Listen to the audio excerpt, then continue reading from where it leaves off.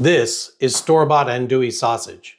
It's smoky, it's spicy, and it's what most of us use for gumbo or a quick sandwich. But it leaves you wondering, what could this be? Because this is andouille sausage built from the ground up, with layers of smoke and spice. And with it, you can create something truly epic. Let's get at it.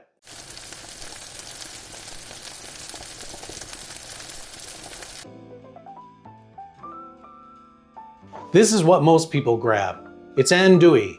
It works. So to set our baseline, let's see what we can do with it. I'm gonna make a quick, accessible andouille melt. First, saute the onion slices until they're soft and golden. Then toss in the andouille coins for the last 2 minutes just to get them hot and lightly browned. Now for the spread, we'll smear the outside of the bread slices with a thin, even layer of mayonnaise.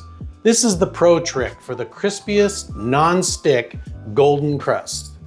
We build it mayo side down in the pan, then layer the cheese, the sausage and onion mix, more cheese, spread a little spicy mustard on the inside faces, and top it with the final slice of bread, mayo side up.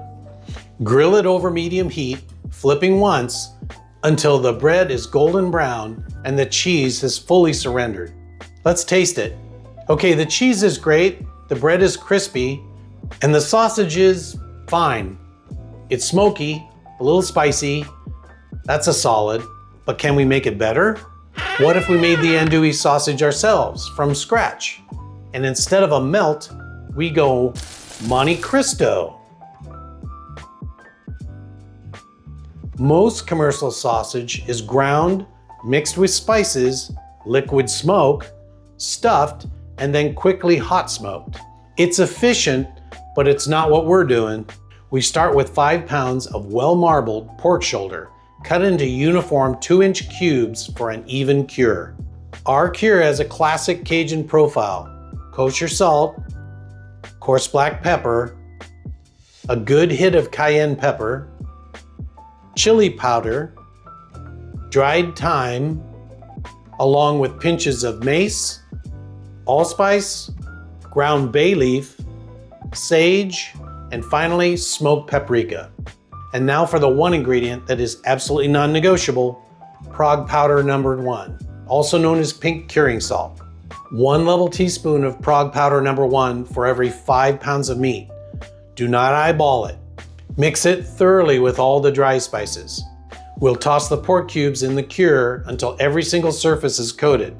Then arrange them on a wire rack in the fridge, uncovered, for 24 hours to allow the cure to start doing its work.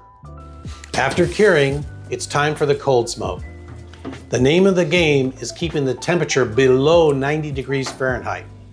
I'm using pecan wood for that rich, sweet, nutty flavor and smoking these for about 2 to 3 hours, letting that clean smoke wrap around every cube. Our pork has a gorgeous smoky tint, but before we grind, it has to get brutally cold. The meat and all the grinder components are going into the freezer for 45 minutes. Warm meat and fat will smear in the grinder, giving you a pasty, greasy mess. Once everything is chilled, I'll run the firm smoked cubes through a coarse grinding plate. We want that rustic, chunky texture, so we only grind it once. You can see the beautiful definition between the lean smoked meat and the creamy fat. To this, we add a half cup of ice cold red wine,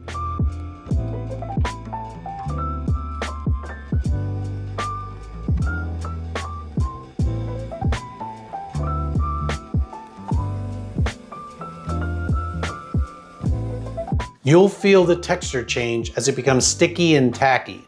This is the protein bind that will keep our sausage from becoming crumbly. We're ready to stuff. I'm using traditional natural hog casings. I'll load the mixture into a stuffer, filling the casings firmly, and twist them into 5 to 6 inch lengths. Watch for more specifics on sausage stuffing from this previous video in the upper right. The links go back on our rack in the fridge overnight. This dries the casings that helps grab onto that final layer of smoke for a deep mahogany color. I'm setting my smoker to 225 degrees Fahrenheit to cook the sausages all the way through.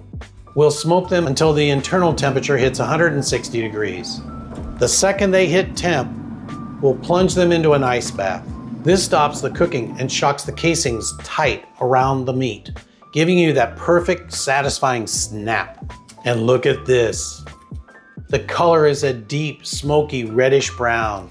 The sausage is firm, plump, and smells absolutely incredible. Now for the real test. Let's build that Monte Cristo. Start by slicing your homemade andouille into thin coins. Get these into a hot skillet. No oil needed, they've got plenty of fat. And fry them until they get that deep, dark mahogany char. Drain them on a paper towel. We want the smoke, not the grease. 2 slices of thick sourdough. Shokupan or Texas toast works great here too. Pepper jack on both sides, crispy andouille in the middle. Quick egg wash, 1 egg, splash your milk, a dash of Creole seasoning, and a pinch of salt. Dip the whole sandwich in and out. Don't let it sit or you'll get soggy bread. Generous knob of butter, medium heat. About 3 minutes aside. You're looking for golden brown and cheese oozing out of the edges. Little dusting of powdered sugar if you want to go classic, and we're serving it with warm peach preserves. Hot honey works here too. All right, the moment of truth has arrived. Our homemade andouille Monte Cristo. Wow, okay, this is not even a competition. The snap from the casing is perfect, but the flavor, it's in a completely different world. The smoke isn't just a surface treatment, it's woven deep into the meat itself. So did we beat the store-bought? Without a doubt. The extra work and patience result in a sausage that is in a completely different universe of flavor. This is proof that sometimes the old ways really are the best ways. If you enjoyed this adventure, check out my sausage series videos here. Thanks for joining me, and don't forget to subscribe for more. Later, Gator!